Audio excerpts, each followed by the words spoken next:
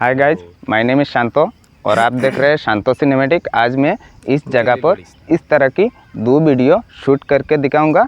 इस तरह की म्यूजिकल वीडियो कैसे शूट करते हैं और कैसे एडिट करते हैं, फुल प्रोसेस आज मैं आपको दिखाऊंगा। तो वीडियो की अंत तक ज़रूर देखें बिना स्किप किए हुए, तो आप ज़रूर समझ पाओगे कैसे मैं इस तरह की वीडियो सिर्फ एंड्रॉयड मोबाइल से बनाता हूँ। तो जरा एखोनो पर्यन्त आमार चैनलटी सबस्क्राइब करेनনি तादेर काছে आमार एकटाई रिक्वेस्ट, आपनारा अवश्यई आमार चैनलटी सबस्क्राइब करे बेल आइकन बटनटी टिपे राखबेन जाते ए धरनेर म्यूजिकल भिडियोग्राफी बा सिनेमैटिक भिडियो आपलोड देওয়ার साथे साथे सबार आगे आपनी आमार परवर्ती भिडियोटी देखते पारेन। तो चलुन एबार मूल भिडियोटी शुरू करा जाक। तो अब मैं इस वीडियो की शूटिंग प्रोसेस दिखाने वाला हूँ, तो आप पूरे वीडियो को अच्छे से देखना, तो अब आप समझ पाओगे कैसे मैं इस वीडियो को शूट कर रहा हूँ।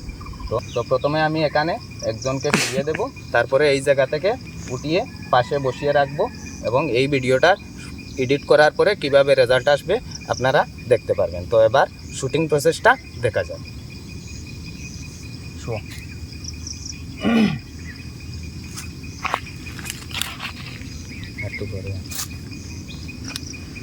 তো এবার আমি ক্যামেরার রেজুলেশনগুলো সেট করে এখানে 4K এবং 60 FPS দিয়েছি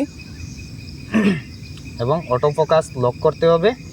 অটো ফোকাস এবং এক্সপোজার লক করে তারপরে ভিডিও রেকর্ডিংটা স্টার্ট করতে হবে। এবং এই মোবাইলটা নড়াচড়া করলে কিন্তু লেয়ার ভিডিও এ ধরনের তৈরি করতে পারবেন না।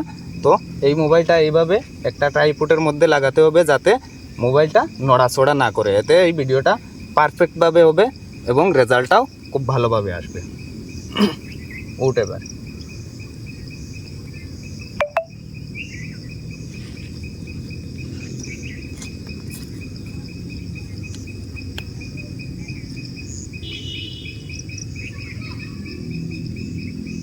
হ্যাঁ, ঠিক আছে।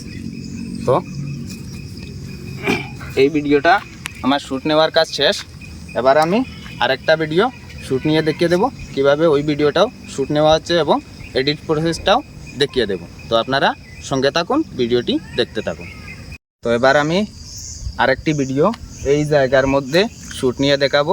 এই ভিডিওটা শ্যুট নিতে আমাদের অনেক কষ্ট হয়েছে, অনেকবার ট্রাই করতে হয়েছে। তো এর জন্য এই শ্যুটটা আমি নিজে নিয়েছি। তো আপনারা দেখতে থাকুন কিভাবে এই শটটা নেওয়া হয়েছে। তো এবার আমি দ্বিতীয় সিনটা শ্যুট করব। কিভাবে আমি এই সিনটা শ্যুট করছি আপনারা সম্পূর্ণ ভিডিওটি দেখতে থাকুন, অবশ্যই বুঝতে পারবেন। এবং যারা এ ধরনের ভিডিও তৈরি করতে চান তাদের পক্ষে এই ভিডিওটি অনেক উপকারে আসবে। তো আপনারা সম্পূর্ণ প্রসেসটি দেখতে থাকুন আমি কিভাবে এই শটটা নিচ্ছি। তো চলুন এবার শুটিং প্রসেসটা দেখা যাক।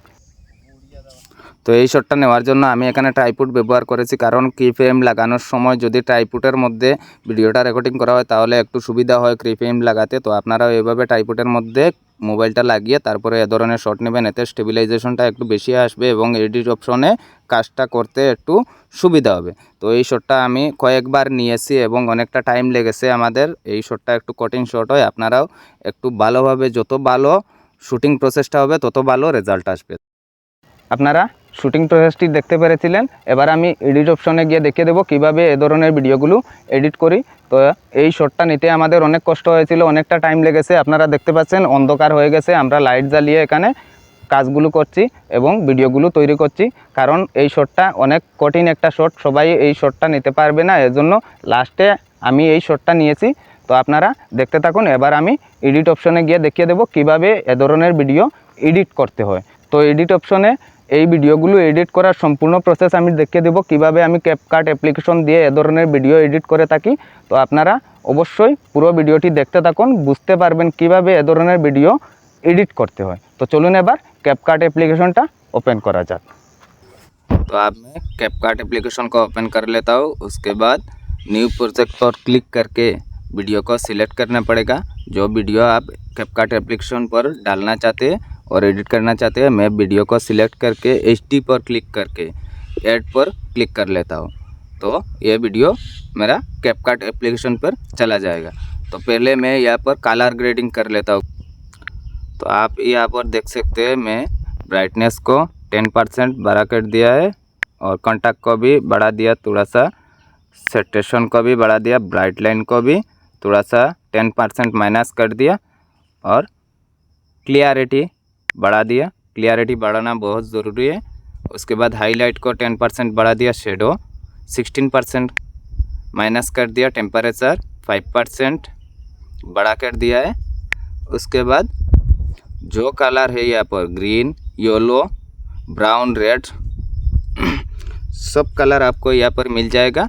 तो वीडियो में आपका जो कलर रहेगा सभी कलर आप यहाँ पर कलर ग्रेड कर सकते हैं।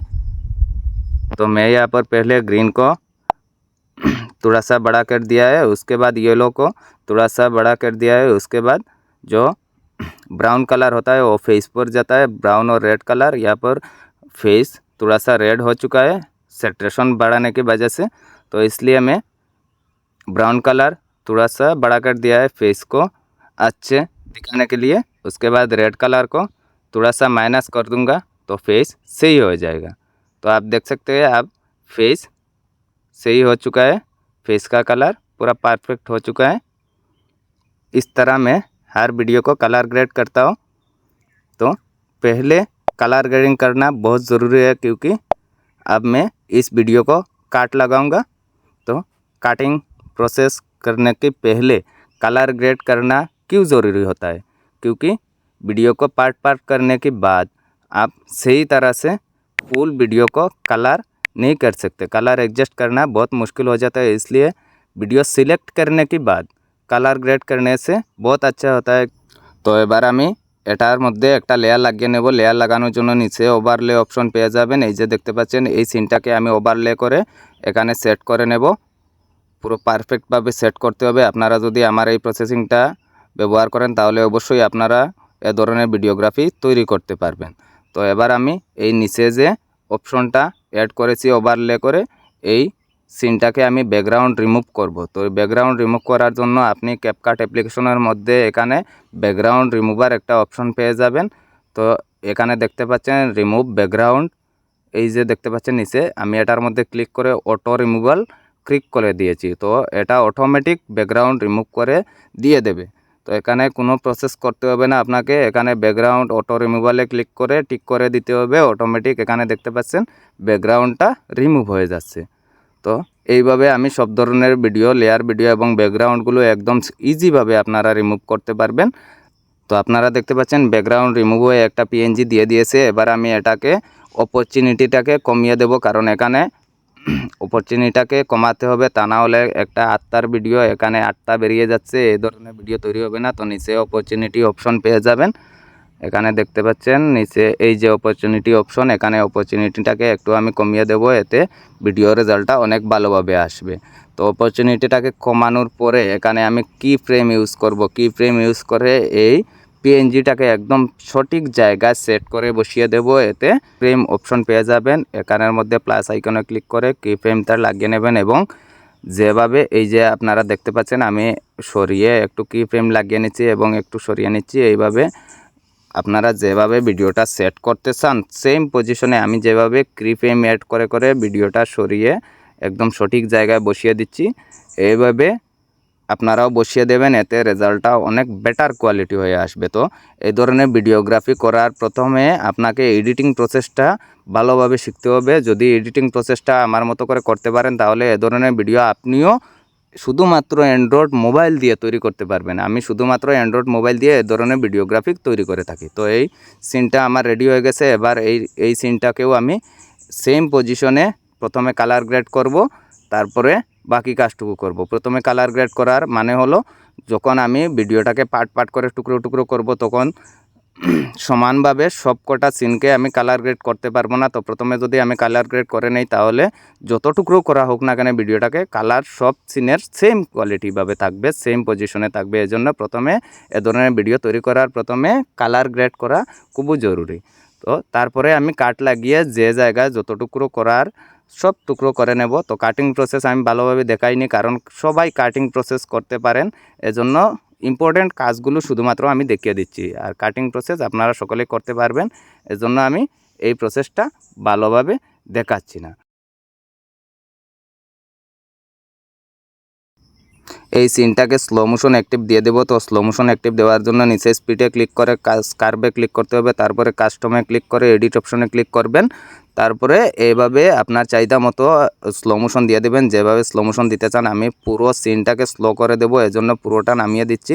তারপরে স্মুথ স্লো মোশনে ক্লিক করে বেটার কোয়ালিটিতে ক্লিক করতে হবে। এই যে নিচে স্মুথ স্লো মোশন অপশনটা দেখতে পাচ্ছেন, এখানে ক্লিক করে বেটার কোয়ালিটিতে ক্লিক করে টিক মার্কে ক্লিক করে দেবেন। এতে smooth slow motion better quality হয়ে ভিডিওটা চলে আসবে। তো এটা একটু টাইম নেবে, আমি ফার্স্ট দেখিয়ে দিচ্ছি। এবার দেখতে পাচ্ছেন আমার এটা স্লো মোশন অ্যাক্টিভ হয়ে গেছে।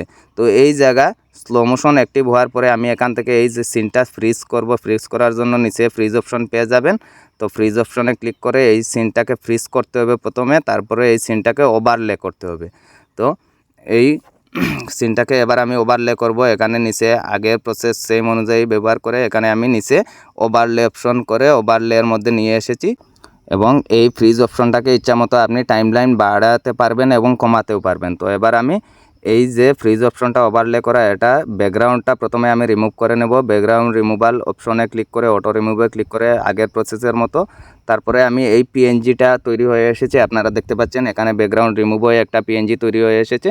তো এই পিএনজিটাকে একদম পারফেক্টভাবে জুম আউট জুম ইন করতে পারবেন এখানে আপনার চাহিদা মতো, এবং একদম পারফেক্টভাবে বসিয়ে দিতে হবে। এটা কিন্তু আপনাকে খুব ভালো করে লক্ষ্য করে কাজটা করতে হবে। তো এই সিনটা আমি একদম পারফেক্টভাবে বসিয়ে দিয়েছি। এই জায়গা থেকে আমার পিএনজিটা উপর দিকে উঠে যাবে। তো এখানে আমি এবার কি ফ্রেম ব্যবহার করব। প্রথমে আমি অপরচুনিটিটাকে কমিয়ে দিচ্ছি আগের প্রসেস মতো।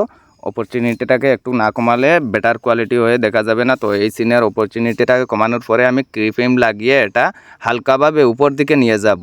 একটু একটু করে সামনের দিকে কি ফ্রেম একটা একটা করে অ্যাড করতে হবে এবং এইভাবে পিএনজিটাকে উপর দিকে নিয়ে যেতে হবে। তো এবার রেজাল্টটা দেখিয়ে দেবো কিভাবে এই রেজাল্টটা হয়েছে সম্পূর্ণ ভিডিও। তো এবার আমি ভিডিওটা এক্সপোর্ট করে নেব। এক্সপোর্ট করার জন্য এখানে প্রথমে এক্সপোর্ট বাটনে ক্লিক করে 4K রেজুলেশন এবং 60 FPS এবং 100 MBS দিয়ে আমি ভিডিওটাকে এক্সপোর্ট করে নেব। এবার রেজাল্টটা আপনারা দেখতে পাচ্ছেন আপনাদের চোখের সামনে কিভাবে রেজাল্টটা তৈরি হয়েছে। আর এ ধরনের ভিডিওগ্রাফি আপনারাও করতে পারবেন যদি আমার এই প্রসেসগুলো ব্যবহার করেন। তো এ ধরনের ভিডিও সবসময় দেখার জন্য আমার চ্যানেলটাকে সাবস্ক্রাইব করে বেল আইকন বাটনটি টিপে রাখবেন, যাতে এ ধরনের ম্যাজিক্যাল ভিডিওগ্রাফি বা সিনেম্যাটিক ভিডিও শ্যুট করে আপলোড দেওয়ার সাথে সাথে সবার আগে আপনি আমার পরবর্তী ভিডিওটি দেখতে পারেন। তো এতক্ষণ আমার সঙ্গে থেকে আমার ভিডিওটি ওয়াচিংয়ের জন্য সবাইকে